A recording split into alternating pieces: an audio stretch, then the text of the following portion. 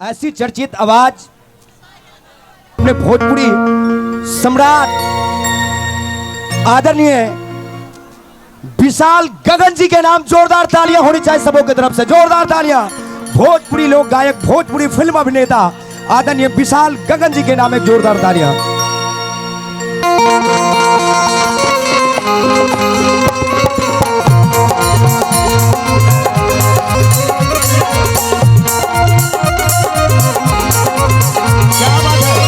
जहां तक ये आवाज आ रही है हम चाहते हैं जोरदार तालियां।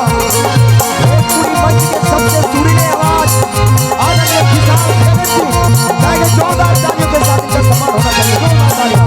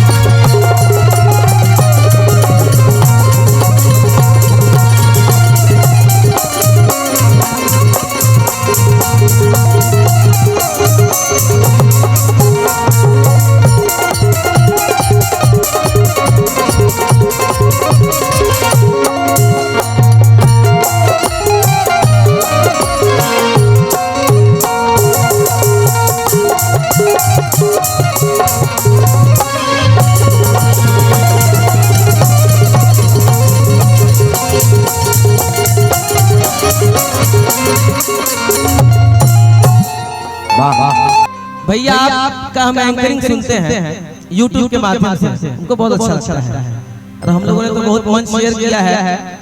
इधर के लोग चाहते हैं कि तेरे प्यार का सिला हर हाल में देंगे, तेरे प्यार का सिला हर हाल में देंगे, खुदा भी मांगे तो ये दिल निकाल देंगे। तेरे प्यार का सिला हर हाल में देंगे, खुदा भी मांगे तो ये दिल निकाल देंगे। अगर दिल ने कहा कि तुम बेवफा हो तो जाओ यार, इस दिल को भी सीने से निकाल। अहेने का लड़का कहता है कि प्यार किया बदनाम हो गए, प्यार भी किया बदनाम भी हो गए, चर्चे हमारे सरेआम हो गए। जालिम ने दिल स्वप्न तोड़ा जब हम उसके प्यार के गुलाम हो गए। देखिए भैया, भोजपुरी गीत और संगीत बहुत सुनता हूँ और ज्यादा सुनता हूँ तो सबसे ज्यादा विशाल भैया को ही सुनता हूँ। कहते हैं विशाल भैया कि एक छोटे से दीपक की रोशनी से सूरज की रोशनी को कम करना आसान कहाँ है। कि एक छोटे से दीपक की रोशनी से सूरज की रोशनी को कम करना आसान कहाँ है। अरे इस मतलबी दुनिया में सच्चे दिलदार को ढूंढना आसान कहाँ है। अरे सोचता था मैं भी हूँ कि मैं विशाल गगन बन जाऊं, लेकिन आज के दौर में विशाल गगन बनना आसान है। विशाल गगन बनना आसान है। मलाई देख के करना मन करी चाहेला, अतना सकेत कपड़ा लोहरा में कैसे आते अपने से पहिरे हाय हमार भैया पहिरावेला, इहे बात हमारा दिमाग में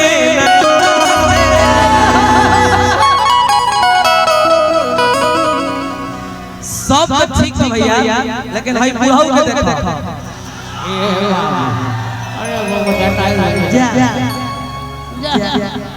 जा तू आगे रहो ना, लेकिन के लहंगा फहरावा के देखै साफ इंद्रलोक में जैसा तू के हाल और अब क्या कहते हैं भैया कि सैया सवखीन हो भइल बाटे नाच के हमारे को वेब कंपनी से गाना आई रहे और अतिया क्या ले रहे कि पिया वासनी बात किया हो तनी गौनई वाला में पहला सिंगल चलेगा गौनई वाला कि पिया वासनी बात किया हे मन पर चलो आओ इधर सब लोग उधर रहे जाओ जगह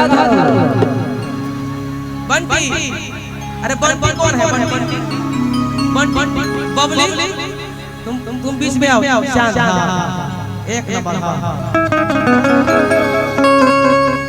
यार ए बुढ़वा तारा खाना गावा पिया वासनी बात किया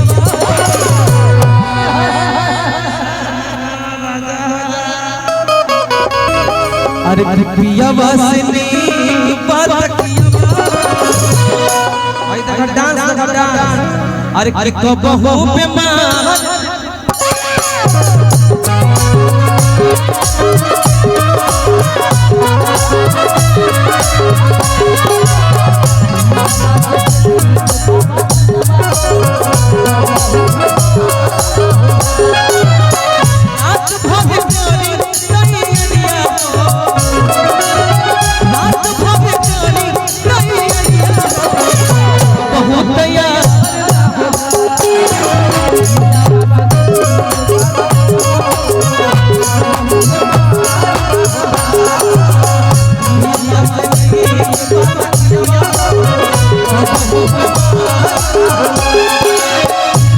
बड़ा चोलिया में बड़ा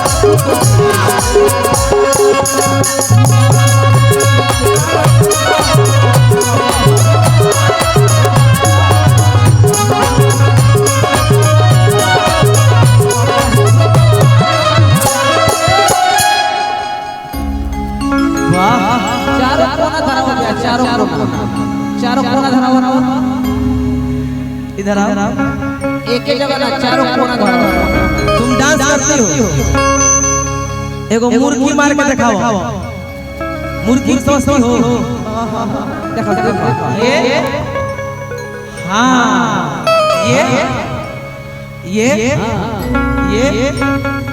यहाँ पकड़ के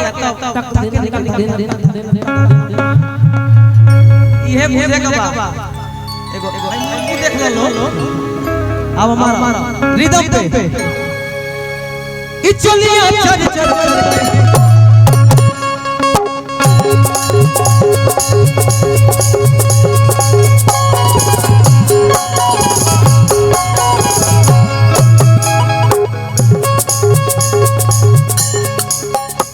ई चलिया चर चर चर के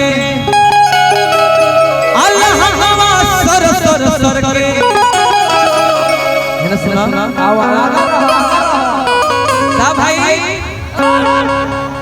कि जो बनवाने उठा देता हो बलवा सूते भर के कि कसी कसी धरी आकवरिया कसी कसी धरी आकवरिया